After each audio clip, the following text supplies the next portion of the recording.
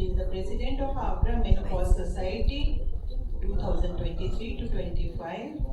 She is the recipient of the many awards, Foxy Star Award and Jagdishwari Mishra Award twice.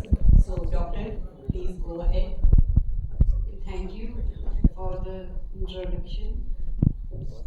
So I think it's a time of taking a nap, but in between, since morning we have been discussing HRT, and also I am here to discuss endometriosis at midlife and perimenopause.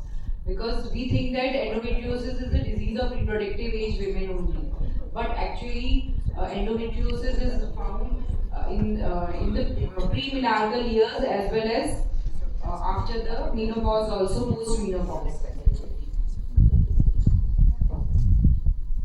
So many times there is a delay in diagnosis of 8 to 10 years.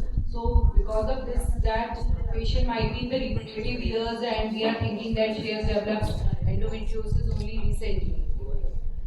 So about 70% and more women with chronic pelvic pain, they have a diagnosis of endometriosis. And if we consider women with infertility, about 10%, 10 to 20% women with infertility, they have endometriosis. Endometriosis is also not without risk, as it's a hyperestrogenic condition. There are about 1 to 2.5% chances of malignant transformation in cases of endometriosis. So as you can see in this chart, as endometriosis is more in the reproductive years, but it is in the 40 to 45 years and 45 to 50, it has a significant number of women have endometriosis. We know that the most common locations are the peritoneum, superficial peritoneal lesions, then we have deep peritoneal infiltration. Here you can see on the uterosacral ligament, it could be in the ovaries. Less common body parts are bladder, bowel, diaphragm or lungs.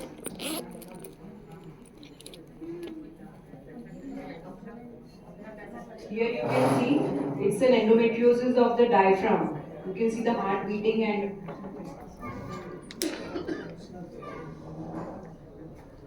so the red lesions of endometriosis are the active lesions, and when black are comparatively less active, they cause less severe pain, and the white lesions, these are inactive lesions of endometriosis. When the endometriosis involves extend more than 5 millimeter, then it's called deep endometriosis infiltration, and we know that the symptoms depend on the level of infiltration. The more the infiltration, the more severe patients will experience symptoms. Endometriosis has this, you can see endometriosis in a surgical specimen, it's endometrial appendix.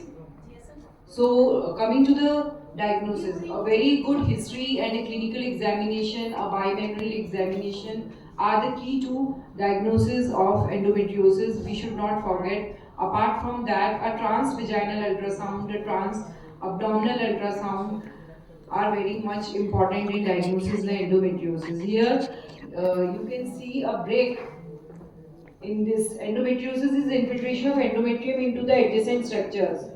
So here this is rectal nodule and it was missed. So MRI की जरूरत नहीं होती. I mean MRI can assist us, but by transvaginal ultrasonography also, to certain extent we can diagnose endometriosis. This is another case of a rectal endometriosis.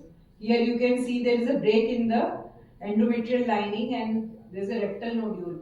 This 3 centimeter rectal nodule patient had so many ultrasounds, hundreds of ultrasound, and all the sonographers, they missed the endometriotic lesions.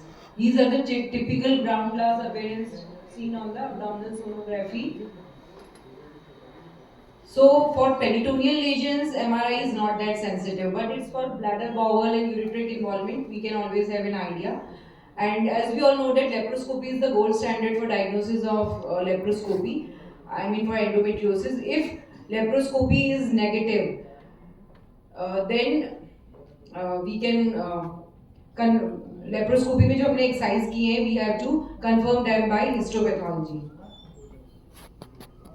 What about biomarkers? There is no role of biomarkers, though CA125 is increased in cases of endometriosis, but it's not a definitive diagnostic marker.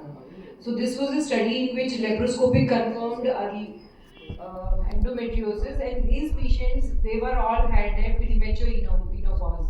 So it might be proving that those patients who have endometriosis, they are at a high risk of having shorter reproductive duration.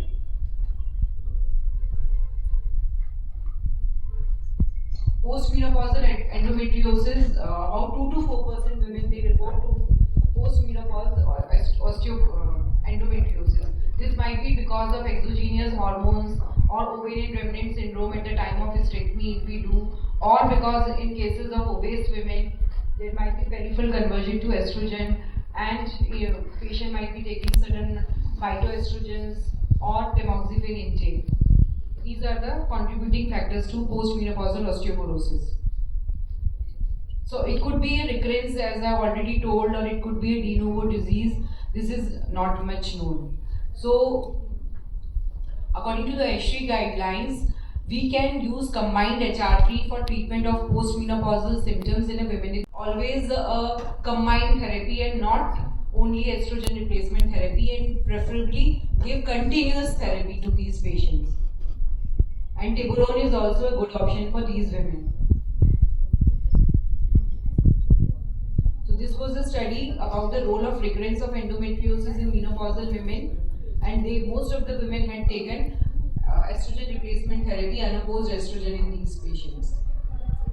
So in those women who are having a history of endometriosis, can we prescribe hormone replacement therapy?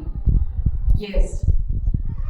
Uh, The issue is that there might be possible reactivation of residual endometriosis or new implants बन जाएं या malignant transformation हो जाए. But women with history of endometriosis, there are a particular risk of long-term consequences of estrogen deficiency. Like we have already seen, premature menopause occurs more, and premature menopause itself is a risk factor for cardiovascular disease, dementia, and osteoporosis. So we need to be thoughtful about the risk benefit analysis of hormone replacement therapy, and endometriosis patients, those who are in HRT, they have chances of malignant transformation, and that too endometrioid carcinoma. According to the Cochrane review, it suggested that HRT for women with endometriosis in post-surgical menopause may result in disease recurrence and pain. So there is no statistically significant difference. This was a study of postmenopausal endometriosis, and these most of the patients, they either use HRT or tamoxifen. So now coming to what are the medical therapeutic options we have for treating perimenopausal endometriosis. Analgesics, as we all know, for pain relief we can try GnRH agonist and antagonist. Along with the GnRH agonist, we can add an add-back therapy to prevent osteoporosis. Then we can give progesterone, oral contraceptive pills, danazols. Mirena is a good, say, good. Mirena can be tried, and aromatase inhibitors. Aromatase inhibitors, they are very effective for pain management of endometriosis, and they can be given along with GnRH analogs or antagonists. So these are the progesterone molecules which we can prescribe. Dihydrogesterone can be prescribed, Dynogest, levonorgestrel, Mirena can be prescribed. Even Dynogest is very much, because Dynogest is oral, it's in this study we can find that as compared to Duprolide, which is to be given subcutaneously, it is more, is a very good option. What about the use of aromatase inhibitors? Those women who are pre-treated with progestins, GnRH agonists, or surgery showing promising results in many studies, lesion size was reduced, pain was reduced, urinary bowel complaints were reduced, but we have to co-administer them with micronized estrogen or something. So for new onset endometriosis after menopause, the guidelines are surgery should be advocated because there is risk of associated malignancy या potential malignant transformation है तो आप histologically confirm कर सकते हो और pain relief भी because we will remove all the lesions and we can make a diagnosis and histopathological analysis. But before surgery for any cases of endometriosis, our differential diagnosis should be irritable bowel syndrome, interstitial cystitis or myofascial pathologies. So instead of drainage and coagulation of any ovarian cyst, we should perform ovarian cystectomy. And after that, we can put the patient on ILNG IUS to prevent dysmenorrhea, menstrual pain. Or if the family is completed, then we can go for hysterectomy. In such cases, bilateral salpingo-oophorectomy should be done and all lesions should be fulgurated. And 10% women कितना भी hysterectomy के बाद भी they recur. So for these cases, only once we rule out malignancy, then only we can go for medical management. 20% women, they have no symptom relief after therapy post operation, so they need medical treatment, or if they have recurrence of symptoms or pain score is not improved. Endometriosis patients also have an increased risk of ovarian cancer.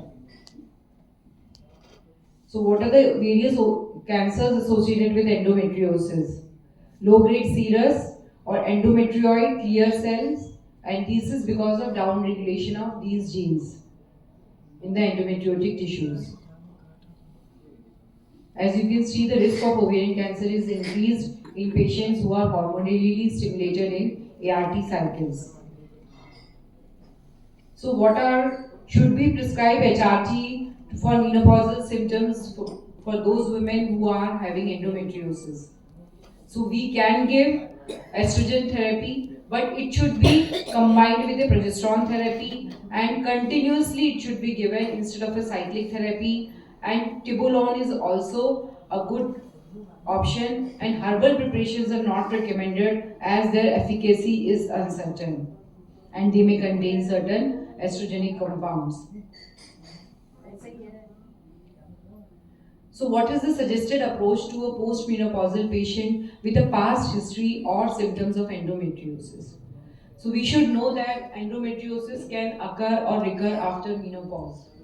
So there is a risk of malignancy. Ask the patient to seek medical attention if she experiences symptoms of endometriosis. Evaluate the risk-benefit analysis. Look into her history, the age, her BMI, her comorbidities, her family history. Always, it should be a shared decision making between the patient and her healthcare worker. If the decision is to initiate or continue HRT, choose a combined HRT instead of estrogen only formulation because there is an increased risk of CA breast. Consider alternative therapies like tibolone, aromatase inhibitors, SERMs combined with estrogen. And always try to obtain a histopathological diagnosis. To conclude, endometriosis can recur or it can occur de novo after the menopause. Counsel about the limitations and uncertainties of the evidence because not much is known about endometriosis. It is still an enigmatic disease in the perimenopause and the menopause, and make aware of the potential risk of recurrence after the menopause and possible risk of malignant transformation. They can be offered HRT, both women, those who are on surgical menopause or on natural menopause, and continuous combined HRT or tibolone should be considered. Not only estrogen therapy is not recommended, estrogen plus progesterone therapy, and that too in a continuous manner.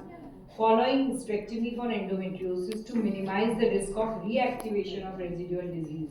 Hysterectomy के बाद भी we have to give estrogen progesterone. Otherwise, endometrial protection we don't need. However, there is limited evidence. So this is what I could get. Thank you for your patient hearing. Thank you, Dr. Ruchika Garg. You have explained everything in a detail, and